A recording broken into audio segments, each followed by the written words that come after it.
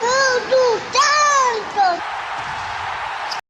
Saudações alvinegras, aqui são os meninos de Fora da Vila, eu sou o Carlos Uck e vamos fazer mais um vídeo de pré-jogo do Santos.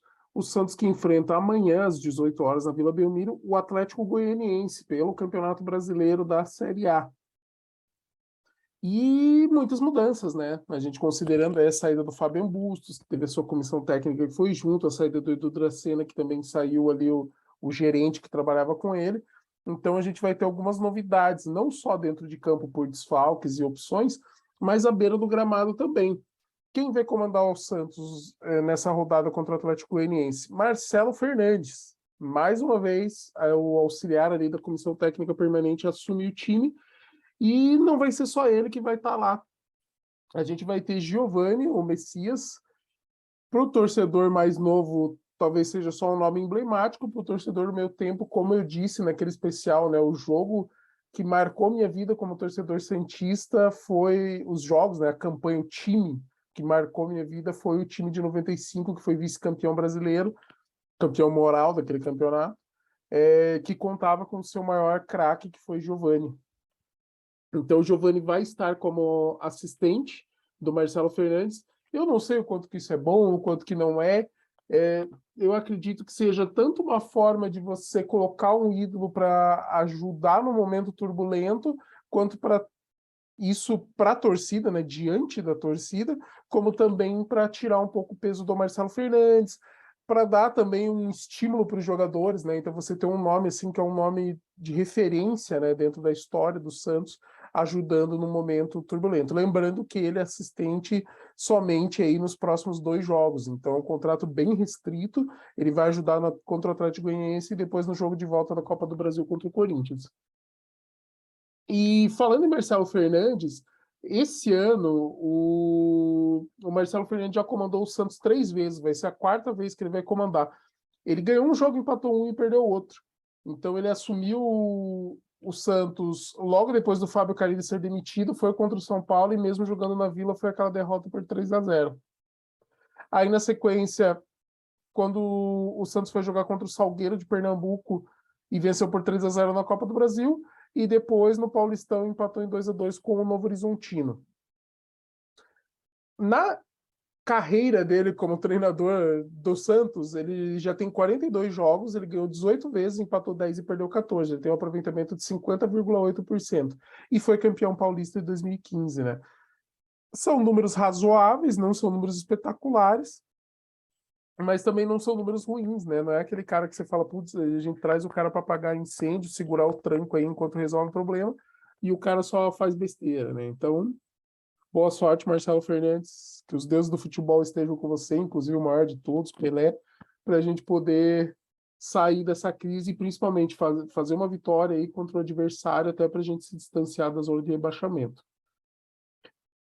Falando em Marcelo Fernandes, a gente pode falar que com a chegada do Marcelo Fernandes ali, pelo menos interinamente, você já tem novidades dentro do elenco do Santos, né? Então, a primeira novidade foi que ele reintegrou os jogadores que estavam afastados. Então, o meia de Carlos e os atacantes Alanzinho e Thailson voltaram para o grupo principal e estão treinando.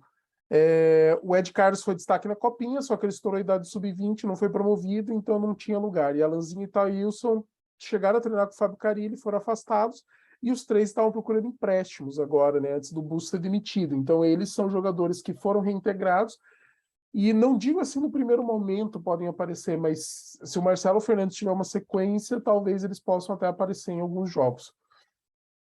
Quem mais que ganha sobrevida com a saída do Bustos? Vinícius Balieiro, que é um jogador que a gente espera bastante, que tem uma certa qualidade. Tá? O Marcelo Fernandes já usou bastante o Balieiro quando ele foi interino em alguns momentos. O próprio William Maranhão, que estava mais sem chances, esse aí eu já vejo com menor probabilidade, até por conta das limitações técnicas. E o Lucas Barbosa. Lucas Barbosa, que chegou a ter uma sequência relativamente boa com o Bustos e sumiu. Por quê? Não sei, sendo que nem tinha ninguém tão bem assim no time, sabe?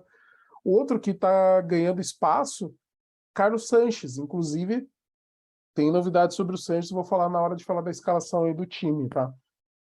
É um cara que talvez possa aparecer novamente aí na equipe do Santos. Também outro que pode aparecer bem é o próprio Bruno Oliveira, né? Porque O Bustos não gostava de pôr meia de armação, o que é um absurdo, cara.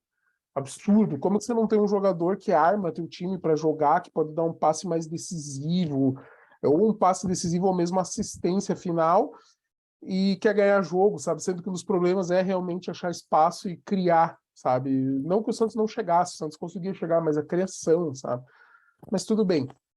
E, ao mesmo tempo, a gente tem outros jogadores que têm que ficar preocupados, né? Então, casos do Angulo e do Jordan Júlio, porque eles foram indicados pelo Bustos. O Júlio, por muito tempo, foi quase intocável. O Angulo chegou a esboçar ali uma sequência, mas ele foi mal, então ele acabou caindo pela própria limitação. E são jogadores que talvez o Santos até negocie, sabe? Porque até porque são alvos da torcida, né? E a gente nunca viu tudo isso, né? Talvez o Júlio tenha feito 1 ou 2 jogos melhorzinhos, os outros ou meia boca ou abaixo. E o Angulo acho que fez 1 ou 2 gols só, assim, interessantes, e que você fala, o cara tem uma certa qualidade de finalização, mas assim, a ser um jogador decisivo, trazer esse diferencial pra gente, até agora, nada.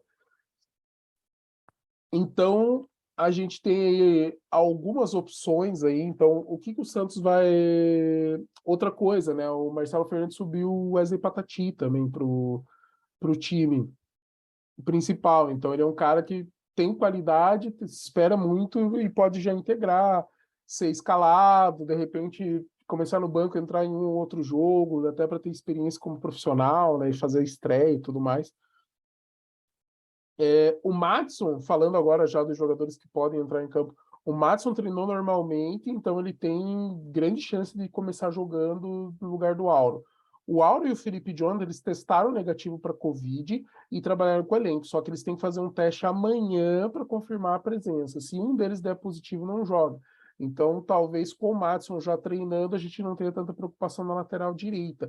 Mas na esquerda, sim, porque se o Felipe Jonathan testar positivo de novo, a gente tá. O Lucas Pires sofreu uma lesão no treino de sexta, no treino de ontem, e machucou o joelho. Então não tem previsão de retorno, foi uma lesão parcial do ligamento. Tá tratando, mas com certeza amanhã ele não joga. Então, se o Felipe Jonathan não puder jogar, nós vamos ter problema na lateral esquerda. Mas eu acredito que vai dar tudo certo. Eles já testaram negativo durante a semana. Se testar negativo amanhã, os dois podem jogar. O Sandri também está fora do jogo, porque teve uma lesão muscular na coxa. E a gente também tem ausência de Ricardo Goulart. O que foi falado do Goulart? Que ele sentiu um desconforto muscular no treino de sábado. Porém, também se especula que talvez Ricardo Goulart rescinda o contrato com o Santos. Parece que os representantes do jogador já estão conversando com o Santos para fazer essa rescisão. O Ricardo Goulart sairia do Santos. O problema é que não é uma negociação fácil, porque o Ricardo Goulart é um dos maiores salários do elenco e o contrato dele, em princípio, vai até o final do ano que vem. Então você teria ainda 1 ano e meio de valores aí para receber. Dentro da Lei Pelé, o Santos teria que pagar todos os valores até o final do contrato. A menos, é claro, que o jogador seja vendido, o Santos recebe e daí ele faz outra negociação com o time que for comprá-lo. Mas se ele for só rescindir, aí tem que ser feita uma negociação. E aí a gente tem que ver qual que é o tamanho da negociação, o que pode acontecer. E aí nós temos 2 escalações. A primeira do Globo Esporte, que diz que a provável escalação tem... Deixa eu até ver quem foi que levantou aqui, tô lendo. Foi a redação do Globo Esporte, não tem nenhum nome específico. Com João Paulo no gol, Madison, Maicon voltando, Eduardo Bauerman e Felipe Jonathan, Rodrigo Fernandes, Vinícius Anocelo e Bruno Oliveira, Léo Batistão na direita, Lucas Braga na esquerda e Marcos Leonardo pelo meio. E a gente tem a opção aí da Tribuna de Santos, no texto escrito pelo Bruno Lima, que fala que Carlos Sanches pode ser a novidade de Marcelo Fernandes para esse jogo. Então, em princípio, o Santos deveria ter o João Paulo no gol, Madison na lateral direita, podendo ter o Auro aí também escalado, Maicon, Eduardo Bauerman, Felipe Jonathan, Rodrigo Fernandes, Vinícius Anoceli, Carlos Sanches, Léo Batistão, Lucas Braga, Marcos Leonardo no comando do ataque. Então, procurei a escalação do Auro, não tinha saído a hora que eu comecei a gravar o vídeo. Procurei no próprio Twitter do Lucas Mussetti para ver se de repente ele já tinha alguma opção ali, se a gente tem alguma coisa mais certeira em relação à escalação. E o Sandri também tá de fora, tá com uma lesão diagnosticada, então não vai nem estar disponível no banco, né? No UOL, por enquanto, não foi o Lucas Mussetti, foi a redação do UOL falando que o Bruno Oliveira deve jogar também, tá igual do Globo Esporte, mas a Tribuna tá cravando aí que grande chance de termos a volta de Carlos Sanches, porque ele treinou entre os titulares aí no último treino, hoje, sábado. E a Lili tá falando que o Ricardo Goulart tá lesionado e conversando sobre a rescisão, por isso não foi relacionado. Então já tem um peso maior aqui também, já falando que não é só lesão, né? Então tem muita coisa aí para ser feita. O Santos tem 19 pontos, está em 11º no campeonato. O Atlético Goianiense tem 2 pontos a menos, 17 e é o 16º, 5 posições atrás. Santos ganha 20, 21, 22 pontos, abre 3, 4, 5 pontos de vantagem para o Atlético Goianiense,